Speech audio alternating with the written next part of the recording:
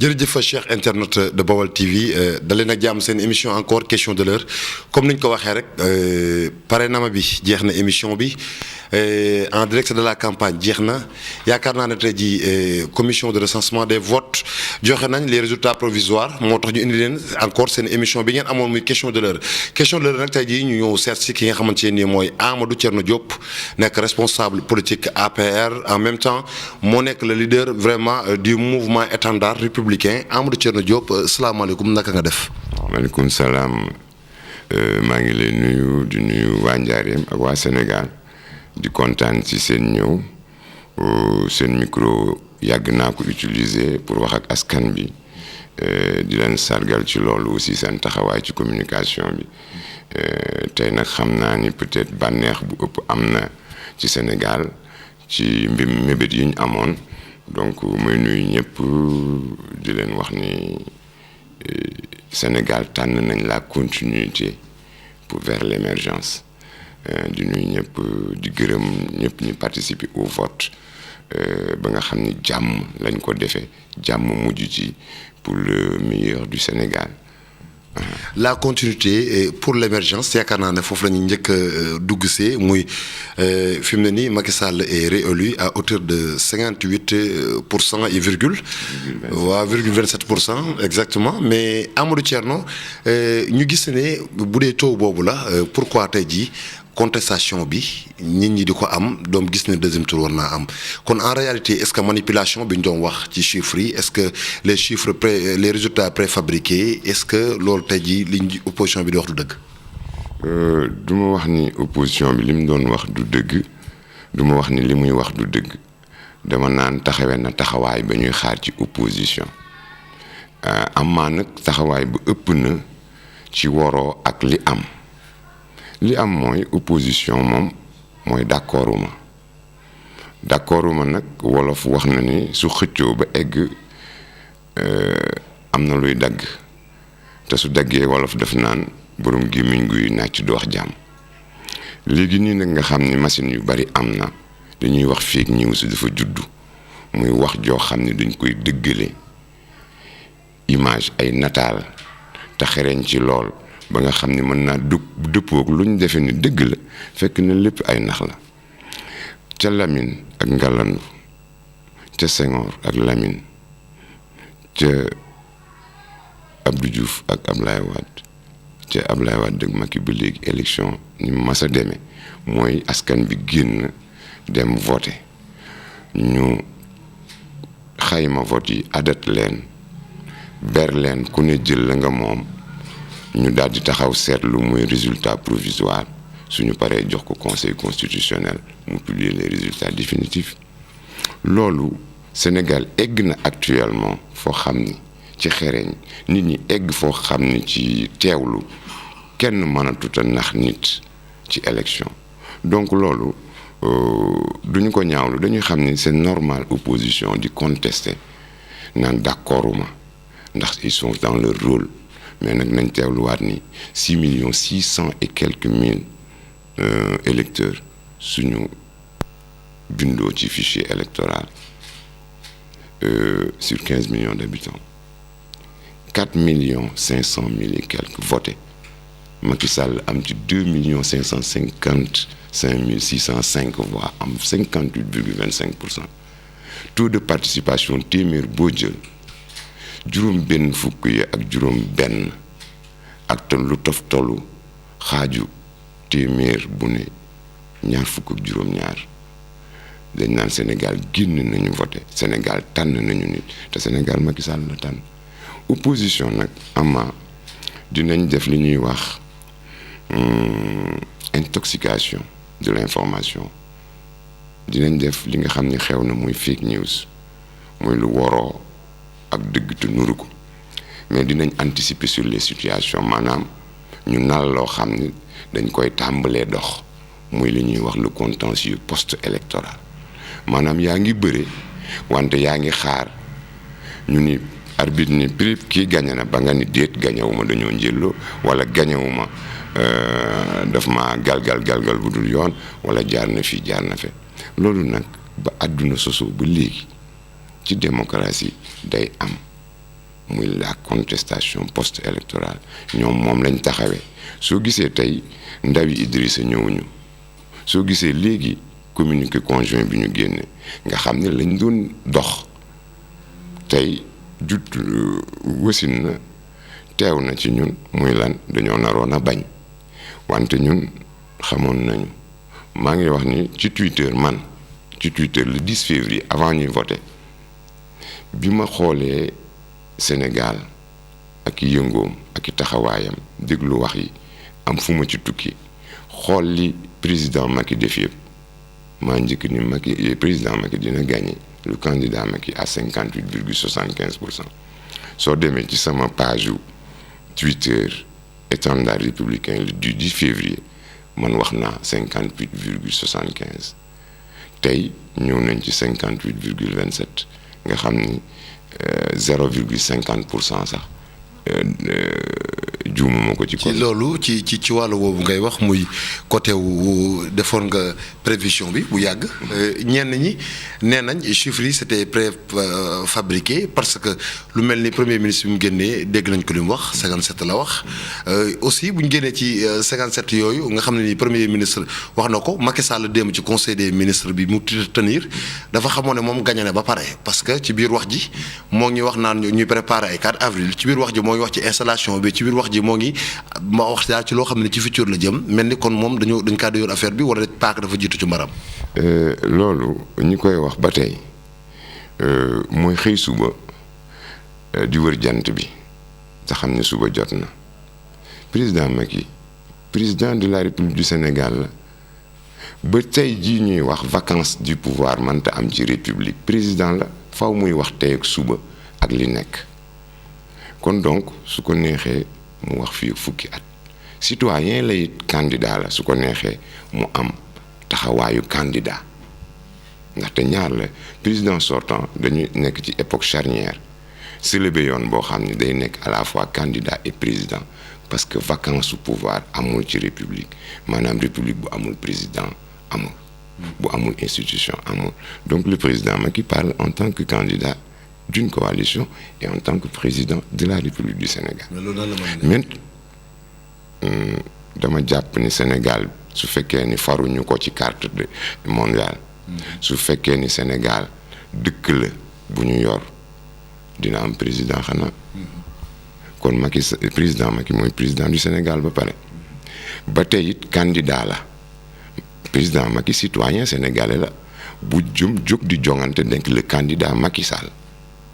donc le président Macky ak le candidat Macky ku ci ne mën nga am taxawaayu président mooy saytu askan wi ci liñ ko dénk taxawaayu candidat mooy tàllal loxoom askan bi ne leen la ngeen ma joxoon pour ma def ko bilang baa ngi nii xool leen ko càmbar ko su ma leen doyaatee tàllal naa leen sama loxo tey Sénégal loolu la dëggal tànn na Macky Sall maintenant résultat préfabriqué nee naa la mënta am Sénégal te suñ ko doon préfabriqué fu nekk lañ koy préfabriqué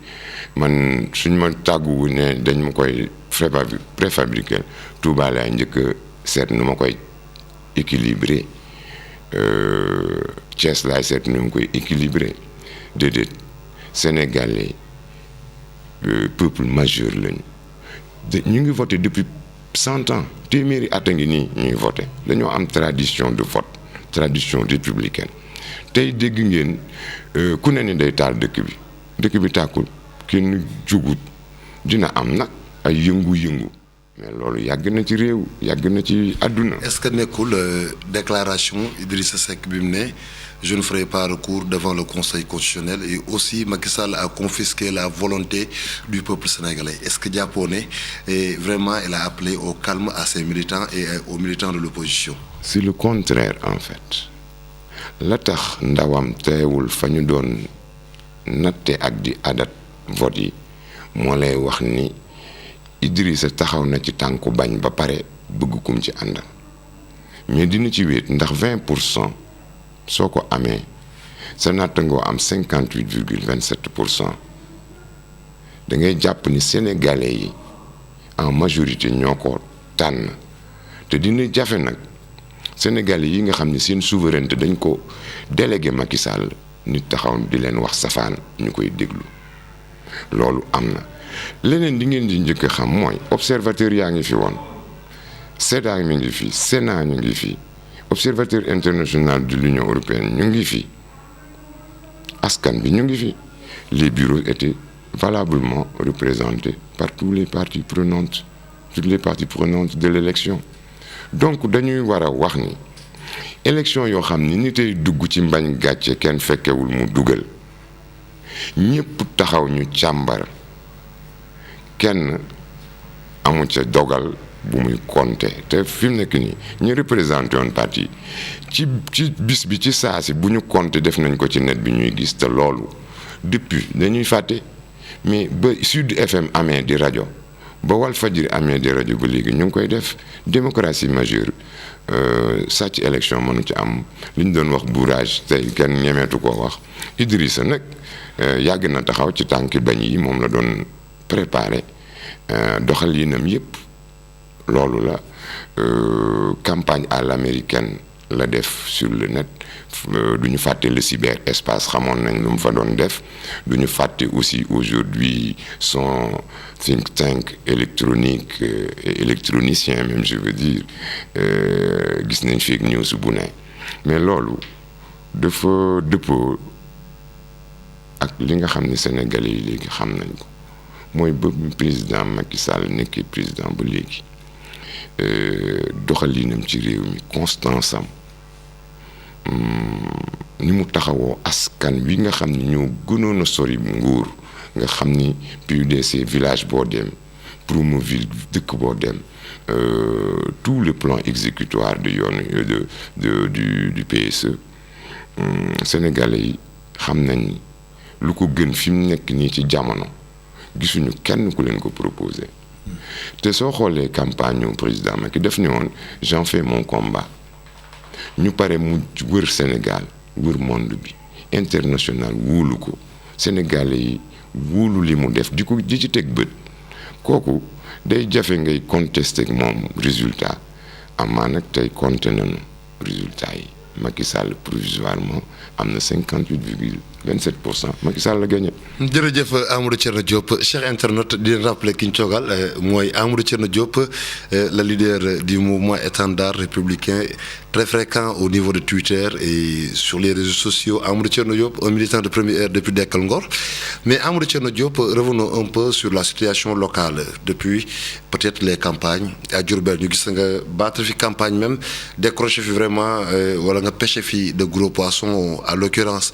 Sidi Badiane et tant d'autres. Mën nañ xam le secret d'Amadou Thierno Diop ñoo xamante ni vraiment ay soppis lañ yu yàgg ci soppis gëm le père Ablaye Wade nan la jë Amadou Thierno Diop def ba mën a ons ñooñu lan mooy secret bi loo xamante ni ay nit jéem nañ ko réussir ñu ko ay ténor même jéem nañ ko réussir ko yow réussir ko. amul secret nit ñi ku leen fonk te yëg leen kese la ñuy wër ku leen woon yar kese la ñuy wër dama topp rek ci ni président Macky Sall mel ak ay nattangoom yu bokkul ak moom parti wala ñu bokk ak moom alliance mel ko ak kilifa yi mel ko ak citoyens yi muy lan respect de l'autre te soo nekkee ci dëgg dama jàpp ni soo koy wax ku xam dina la fekk si ci li nga bëgg effectivement étendard républicain initiative politique la du mouvement initiative la mooy pas-pasu boo xam dañ koy dox ci biir APR mu di man dama yàgg ni il faut élargir les limites de l'APR et il faut une nouvelle majorité présidentielle dem ba ni sax ouvrir les portes au tout venant parce que dama xam ni adduna bi ñun ñëpp doomi Sénégal lañ am na ñu nekkoon nag suñu maam Ablaye Wade am ñu nekkoon nag Abdou Diouf am ñu nekkoon feneen mais ñëpp sénégalais lañ man dama ko jàpp ni ñëpp it seen pas-pas mooy lu baax ci Sénégal ma gis ni man li ma nekk gën na ma ciy woote comité électoraux yi parce que man li ma bëggoon mooy une armada électorale capable de donner au candidat Macky une majorité que j'avais prévu être de 58,75 dès avant le 10 février mooy lan seeti ci askan bi képp koo xam ni gis nga sa bopp ci li président Macky def ci mandat bi ma woo la ci loolu pour ñu wéyal ko pour Sénégal émerger muy li président Macky di wax le ton de l'action. yemul Diourbel ci Sidi Badiane am na ay kilifa yoo xam ni peut-être du ma leen tudd ci plateau te am na ci ñoo xam yow sax ñi ci des mën na ñoo wax seen bopp te bis dinañ ko wax ñu nga xam ni de Diourbel à Touba topp nañ leen di saafonteeg ñoom di waxtaan ak ñoom ba seen xel dikk ci ni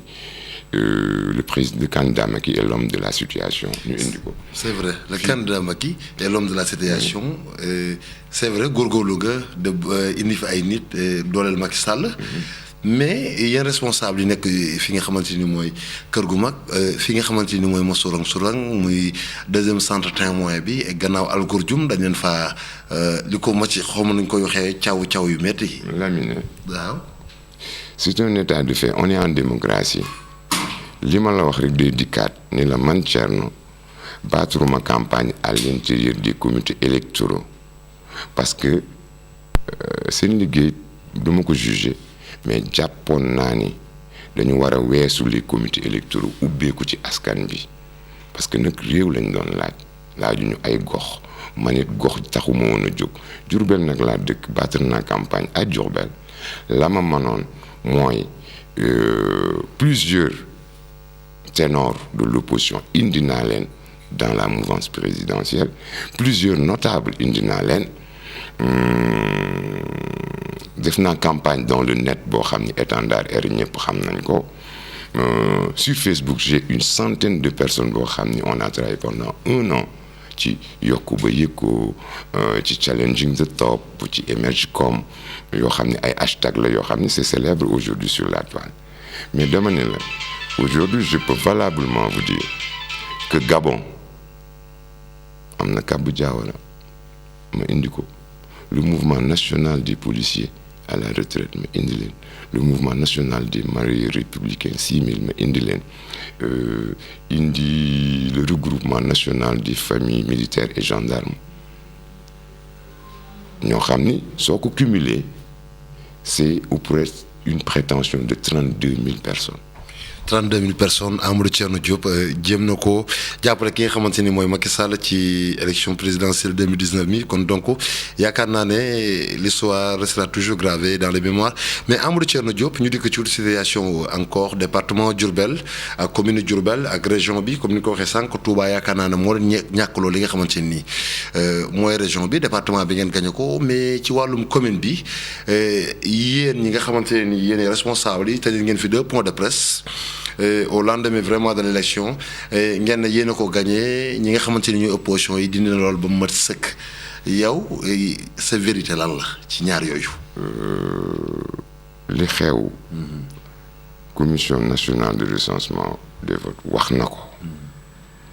moom laa doon xaar parce que man ñemewuma li nga xam ni mooy tërëliin nu élection ma cay wax lu ma war te wax dama xaar résultat proclamé may doog a wax. kon nag fañ ko doon waxee fekkewuma lañ doon wax fekkewuma du ma ko juger am na nag politique li ñuy wax revendication de la victoire et c'est compréhensible ñi ko def comprendre naa leen parce que bëri la gañ doo nga ko tax a jóg li ci des nag mu di victoire bi ak le cas de Touba mais nit ñi dañuy fàtte Touba bañewul ci président Macky Touba force la nit ñi sax dañoo xamul ni depuis Istanbul de 94 elle est classée ville mondiale cosmopolite c'est-à-dire ña fa nekk du waa Touba rek waa Sénégal ñoo fa daje ñi ay commerçant lañ ñi ay liggéeykat Touba a grandi ñu defee ni wax ja mooy rek Touba la religieuse am na mais Touba la ville sénégalaise am na la xew Dakar dafay xew la xew Thiès xew fa la xew peut-être doxalin boobu lañ analyser wul teel ko analyser mais ca Lamine Gueye ba léegi ca Blaise ba léegi Cheikh Moussa Ka wax na ci sax way yoo xam ni soo demee ci ñi ko teewlu dëggantaan dinañ xam ni rapport de force yàgg na Touba ak li nga xam ni mooy nguur amaa nag ki nga xam ni moo sos yoon wi moom dafa tegoon ne nguur nekk ci li nga xam ni mooy soufisme ba nga xam ni ñi fi mas a nekkit daaw ñu wax torop ci nguur wala ñu cay bokk mais dañu xamul ni Touba évolué na donc une nouvelle méthode vers Touba dafa war a am une nouvelle conception de la politique à Touba dafa war a am Touba dëkk bu mag la léegi mais damay fàttali ni société bis sëñ Abdou Lahad mu mag mi joxe na fi consigne de vote ndax gis ni bañ ko laajee dañuy Touba dama gis Sénégal mu nekk ndab loo xam ni ay nit dañ koy xëccoo ba nar koo tuur ma jox ko ki ko ëpp doole ki ci ëpp doole ndax mu saytu li ci des. bu ñu fàtte ni Touba force électorale la boo xam ni ñu bëree fa ne ñu seet ni ay bunt yu bëri la ñu war fa yónni ku ne ci benn bunt mu jaar fa ndax Touba mën a dañ amaa nag perte nañ Touba te perte ñu Sénégal am na jàngat. Abondant dans le même sens, la déclaration qui fait le buzz au niveau de la toile, Moussa Diop DG, Dakar Dem Dikk, Ila Touba, Ila Fouta, nan ko jàngatee wax jooju parce que comme actualité c'est vrai mënu ci bañ a ñàkk laal. waaw di ko massawu ñi ci yëg wax ju dëng ñi ci gis wax bu dëgër ñi ci gis xel mu lëndëm dama naan man en tant que politicien